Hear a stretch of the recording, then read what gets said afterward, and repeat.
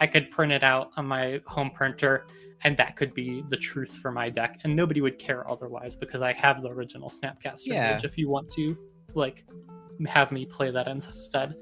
But I think a lot of that specifically very narrow, like I want to gush about this deck, I'm enthusiastic about this story, like you should be very, very, very free to do it, because I won't say no offense, people won't notice whether it was a secret lair or not. But Yeah. like there's a lot of cards in Magic. People are not keeping track of them. So you might as well tune your stuff out to be like to your personalized taste rather than kind of waiting forever to see whether Magic gets around to giving it a proper adaptation. Finally, last question, and then I'll let you go. What do you hope that people take away from this episode about your story or your deck or just the process of connecting lore and gameplay? That I am not the threat and they shouldn't attack me.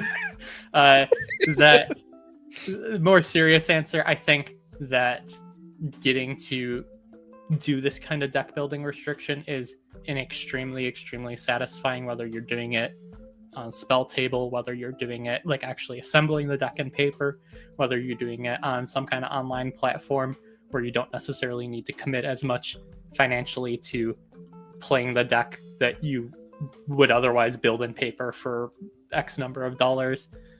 It feels very good as a deck building experiment, and it will crack you out of whatever funk you have for like, do I want to build another overtuned commander deck that does this specific thing? Like, see if your playgroup wants to do this. If your playgroup reads Magic Story, or if you want to encourage them to read Magic Story, you can just give them stories and be like, hey, we're gonna tabletop sim this and see what you guys build, and if somebody brings something busted, so be it.